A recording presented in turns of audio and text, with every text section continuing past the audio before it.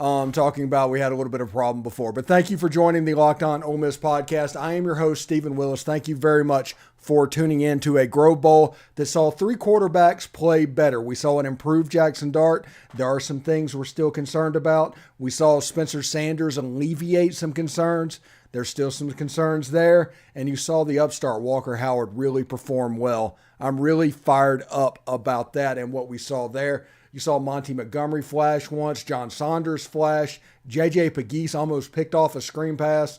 It was a good spring game.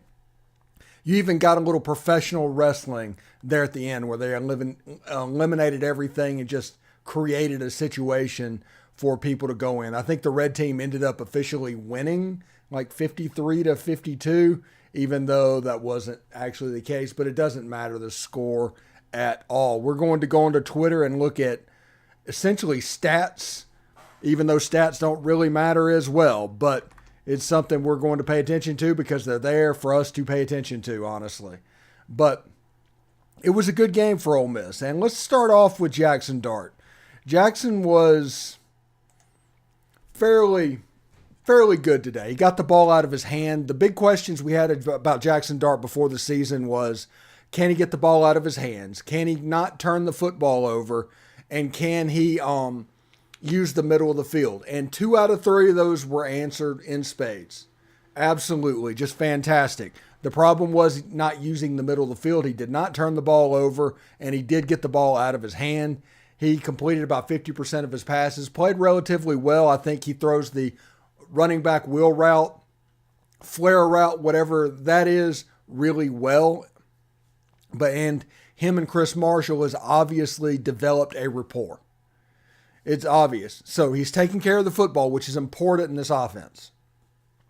Don't let anybody tell you any different. He's not turning over the football, and he's getting the ball out of his hands to the weapons. The problem is we need to affect the middle of the field. I did see a lot of jet motions. I saw some jet sweeps, which this offense runs fairly consistently. That's important. And that happening in spring gives me hope for the fall.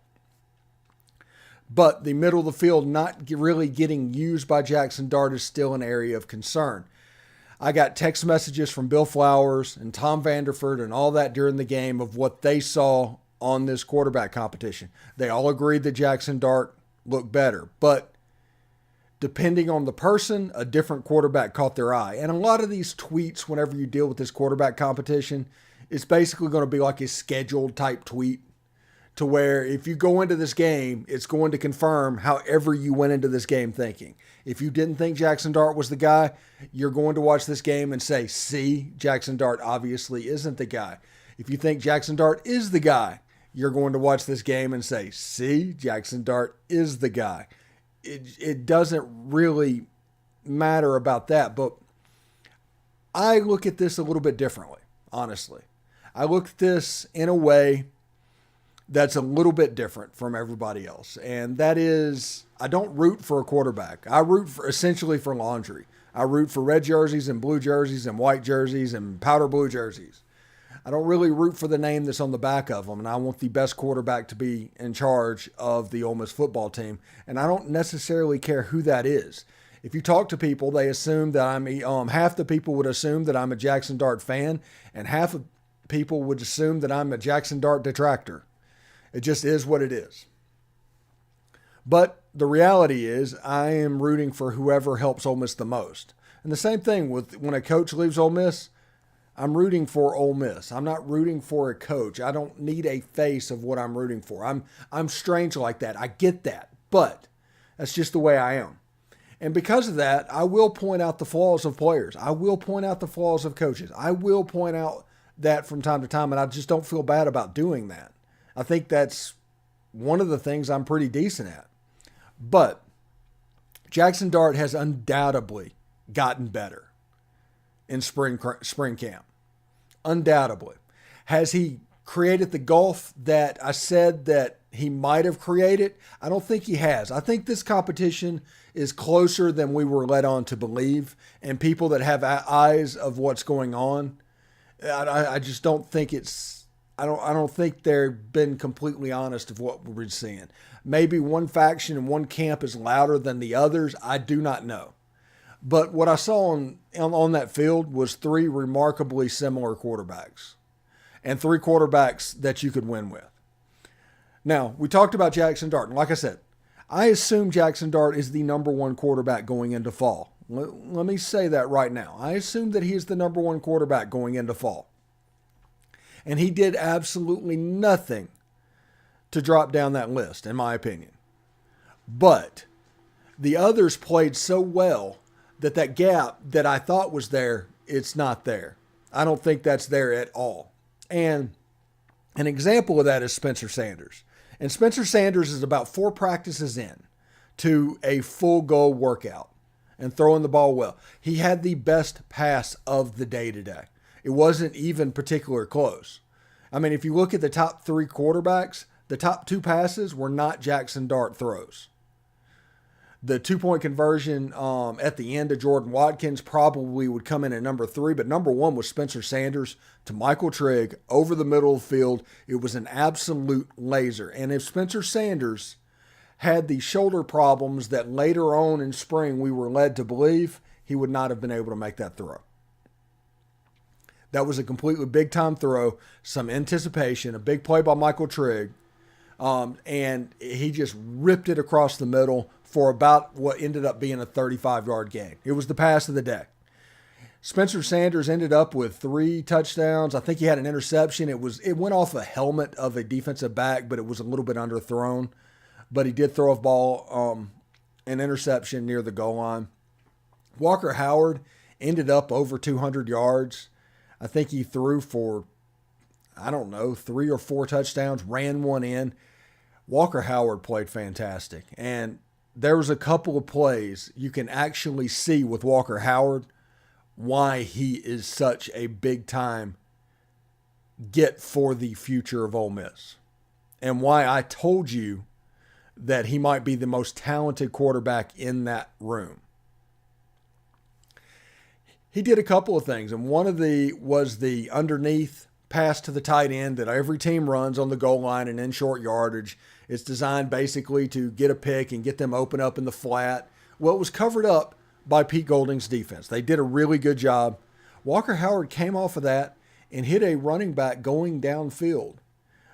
Floated it up in the air so they could run under it. Let them run the throw open, essentially. And it was an unbelievable pass. There were several great passes. The pass of the day for Walker Howard, which was the second pass of the game, was a pass to J.J. Henry on a slot fade. He just dropped it over the shoulder. There was nothing the defensive back or anybody else could do. It was just a terrific pass. And you saw the composure and the ability that he has. I mean, you're talking about the Navy and the Red Team, okay? And this is one concern that I have. Now, they picked teams, and I understand the personnel, but they were fairly even, okay? The defense you were going to and the offense you were playing with, both sides were fairly even. And on one side, you threw the ball and you didn't run it to that same level. And, Quinshawn honestly was on a pitch count. I get that. But they ran for 102. They threw for like 350. It was like 450 yards of offense in a scrimmage where everything was just kind of set to pedal to the metal. The other side's well over 500 yards. More yards passing, more touchdowns. The offense honestly looks more smoothly ran. And, the red team and the blue team, who knows? I know the situational period that they had at the end was Jaxson Dart running the offense. Okay? I'm not saying Jaxson Dart is not number 1. I am simply saying this gulf and this separation that we thought it was is not there. Somebody has been lying to you. Somebody has been kind of doing things their own way. And they've been trying to figure out exactly how this was going to go. It just is what it is. I really, really like Walker Howard. He is a guy that whenever he took the field and he played ball, you could see that he was different, that he was special. He is absolutely the future of this program. Now, that doesn't mean we have to look past Spencer Sanders and Jaxson Dart this year. That's not what I'm saying. Because as a whole, this quarterback room looked absolutely fantastic. Now, okay, we need to do the flip side on this because everybody's going to see the score. It was like 52-51 or something like that. It doesn't matter. And they're going to say, what happened with the defense? Chill out. Don't worry about it. The defense had 3 calls that they could make, essentially. Just 3 base defenses that they could run. It was typical all-star game format. Really easy stuff that they could put together. This isn't the defense that is going to be running a football game. This is them running a cover 2, a cover 1, and I think at the end on that 2-point conversion play, on that play where they scored the winning touchdown, they ran a cover 0, honestly. But I can't prove that exactly. Ulysses Bentley looked fantastic. He looked like prime era Jerry and Ely, honestly, playing running back. I think he is going to spill. He is going to spare Quinshon Judkins some hits from time to time. Judkins looks fantastic, though, by the way. He's quicker. He's obviously quicker. He's not that inside runner running plotter that we're used to. This is a different animal, and his usage of him outside the backfield as a receiver was a game changer. We know why Lane Kiffin just randomly brought up Reggie Bush before. So I'm really fired up about what Quinshon can bring to the table. The trenches, they played okay. They didn't necessarily play in any way that, that you can make a read off of. They played fine. They weren't a detriment enough to where you couldn't run your offense because of how bad they were. If you can understand that. That wasn't the offense that you were going against or the defense that you were going against. Defensively, linebackers, Monty Montgomery flashed a couple of times. Jeremiah Jean-Baptiste got a mention or two in the broadcast. I saw Ashanti Seastrunk. So we will see exactly what was happening. Those are the 3 names at linebacker that kind of flashed. So we'll see in the fall because that's obviously going to go into the fall as well. Suntarian Perkins coming in. Aiden Williams coming in. Larry Simmons from Moss Point caught a touchdown pass, by the way. Brandon Buckhalter has absolutely taken a step. And I don't know if it's a situation where, he was friends and everything with Walker Howard and that relationship. He has taken a step. I think we might start to think about a situation where he gets on the field in the fall. Michael Trigg played a fantastic game, just like the last spring game. He honestly was more explosive of an athlete this year. And I think that was because the quarterback play was better. So you will see. I'm Team 12 personnel. I will always be Team 12 personnel this year because Caden Prieskorn, although I don't think he caught a pass, I think he's going to be a weapon at the tight end position, and you can take them both and make something out of it. Like I said, defensively, John Saunders intercepted a pass off of a deflection, a tip drill. J.J. Pegues almost picked off Jaxson Dart on a screen pass because he is a super athlete. And there are a lot of reasons for Ole Miss fans to be excited right now. There are a ton. The ones that might try and poo-poo what's going on, they obviously weren't watching what I was watching. The quarterback competition, I am not ready to call this. This is going to go into the fall, and it should. Now, Lane Kiffin could go in the post-game press conference today and say this thing's over. It's Jackson's job. Now, I wouldn't be surprised by that as well. But me just putting eyeballs on it for the first time and my first impressions of the conversation with my own eyes, I saw 3 fairly close quarterbacks battling it out. And if Ole Miss loses 3 or 4 games, honestly, I would play Walker Howard from that point on. It doesn't matter who wins this job. That's just my opinion on that. But Spencer Sanders absolutely made just throws. Absolutely made exactly what he needed to do playing football to close that gap, at least to the perception of the fan base. Because I'm going to be real about something right here. The people that are in and around Oxford, okay? They hear something and tell it, and it turns into a giant game of telephone. Now, Jaxson throwing one interception and being a really good quarterback in quality and being the number one quarterback, that is all probably true. But from that, after that could be a game of telephone. And people that don't really know what they see. And that's kind of what it looked like to me. Jaxson, I think, is well in number one position right now. I'm not saying he's not. But I'm also saying Spencer Sanders is probably closer to 1A than 2 at this point. And Walker Howard is the most talented out of all of them. And he's probably running a 3. Now, the way I think this is going to go, the way I think we're going to do this is either either Jaxson Dart or Spencer Sanders is going to win the starting quarterback job. I think that's what's going to happen to start the game. One of those two quarterbacks is going to take the field against Mercer. The backup is going to be Walker Howard, and Walker Howard is going to play. And we saw today why he is going to play. Whoever loses that starting quarterback job is going to be the third-team quarterback. Maybe he has a package drawn up. Like if Jaxson wins the job, maybe there's a running package that is drawn up just to take hits off of Jaxson Dart. I do not know. But I do think Walker Howard is going to be the second quarterback.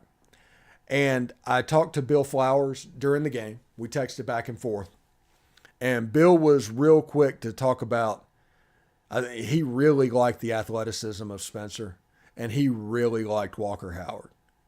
And that's all that I'm hearing from people right now about Walker Howard is, whoa, this guy's different. And he is absolutely different. And because of that, you shouldn't just take it for granted, honestly.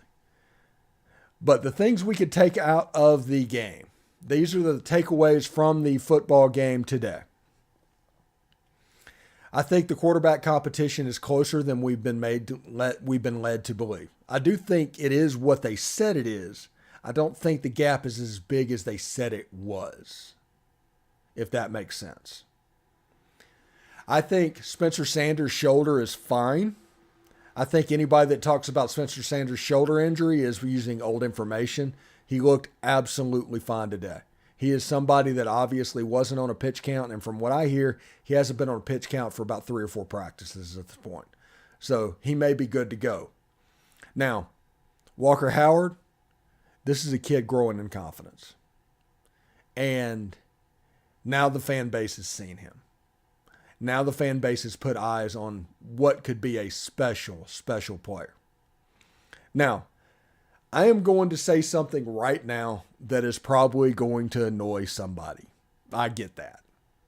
Somebody might be annoyed by this, and it might not be a comparison of apples to apples. But when Walker Howard rolled out and looped that touchdown into the end zone to Ulysses Bentley IV, when he threw that touchdown pass, the only thing that popped into my head was Eli Manning throwing to Jamie Armstrong in the Music City Bowl. That is the only thing that popped into my mind.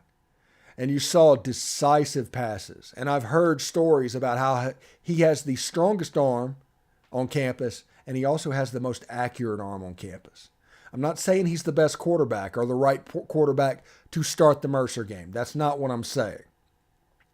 I'm saying we have a situation similar to 2000 when Romero Miller was quarterbacking Ole Miss. And behind him was a redshirt freshman named Eli Manning. I think we have that situation. And if we use that as a guide for quarterback development, I think we will be better off because that obviously worked really well for Eli. But if we do this right with Walker Howard, I think he will take steps and provide an avenue for Ole Miss fans that we have not seen in 20 years. I think he might be that good. Now, am I saying he will hit that level? No, I'm not. I'm saying he has the ability. I didn't even see this with Matt Corral on campus. Whenever that game against Louisiana Monroe, happened and he was 9 of 10 for 130 yards and had a 70-yard touchdown run. Even then, I would not put Matt Corral at this level of what I saw. And it's just the tools. It's just the tools. I think Walker Howard's a little bit better built quarterback. I think his body can withstand what's going to happen. And I think he's more of a passer than what Matt Corral was. Matt Corral was a great quarterback. I'm not saying he's not a great quarterback. I'm saying that Walker Howard has a chance to be, his ceiling is off the charts, folks. Absolutely off the charts. And Spencer Sanders, I like what he did in the run game. In the pass game, he was fine. On the move, he was absolutely lethal outside the pocket. Jaxson Dart, he still needs to work on that middle of the field problem. Until he fixes that problem, the offense is not going to perform to the level that it needs to. Spencer Sanders has an accuracy issue on passes from time to time. He threw a pick today. Walker Howard has a lack of experience. All three quarterbacks have things that kind of holes in their game at this point. The sooner one of those gets closed, the better off Ole Miss football will be. But hey, Ulysses Bentley the fourth, Quinshon Judkins, I'm pumped up over the moon about Kedrick Griscano. Chris Marshall, before we get out of here, he flashed today. And I think he has a chance to be really good. And I've talked to you even before all this happened when the transfer came in. He has flashes of pre-injury Laquan Treadwell. And you can see that on the football field. His catch readiness is pretty special. He made plays out there today. So much to the point, and this isn't a negative thing, and honestly, this could be the reason Jaxson Dart has taken a step this spring. He is relying on Chris Marshall the way that Matt Corral did Elijah Moore. It's not a bad thing. That's a smart thing in this offense.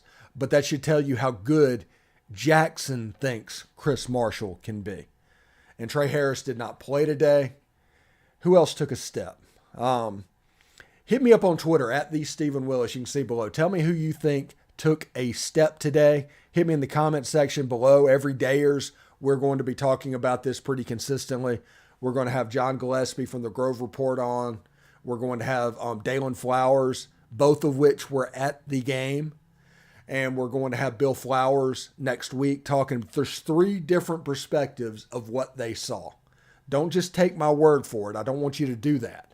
I want you to listen to my opinion, but I also want to get other opinions on there. We're going to have Tom Vanderford, maybe Kara McCutcheon, even though she might not be able to get on because she moved.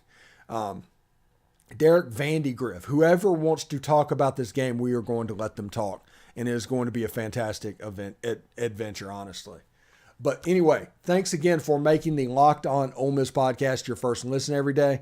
Make sure you check out our brand new podcast. It's Locked On College Basketball, everything you need to know about college basketball in one place. Plus, you get to hear from big name analysts, experts, insiders, coaches, and players. It's Locked On College Basketball. It's available on YouTube and wherever you get your podcast. Sorry about the glitch at the beginning. This is the first time I tried to stream directly to YouTube, and that was a little bit different process, so I had to create a different document. So I am sorry about that. We'll get that fixed for the future whenever we do these postcasts, but I hope everybody has a good time. Today was fantastic. If you were an Ole Miss fan, you should be happy right now. After what we went through the last Grove Bowl, after this one, you should be happy. Now, I realize that spring games like this can be scripted so the offense can be successful, and that is probably likely what happened here. But you still have to execute. You still have to do what you have to do, and they looked like they were having fun, and there were weapons on the field. I'm looking forward to Marshall, Trigg, Jordan Watkins. There are weapons out there. Trey Harris, once he gets healthy. Aiden Williams is going to be a stud. This team is only going to get bigger. And also remember, Centarian Perkins is coming down the pike, and he is going to play. Just understand and know that's going to happen. But this has been for a Subtext community, this live stream. Thank you for tuning in today. Tom's in there. JJ Henry Knox, Fred McAfee was his performers that he wanted to talk about. But we did this live stream, and we're going to do these live streams for the Subtext community first, and then we're going to release a replay onto YouTube. So this is fantastic. Like I said, if you're an Ole Miss fan, you should be happy right now because what happened needed to happen, and nobody got hurt that I saw. So that's pretty fantastic. But we'll have all these people on the air. We're going to talk about it. We're going to have perspectives from as many people as possible as we get ready for a off-season that could be a couple of months long. So thank you very much for tuning in, and we'll see you later. Take care. Hotty toddy.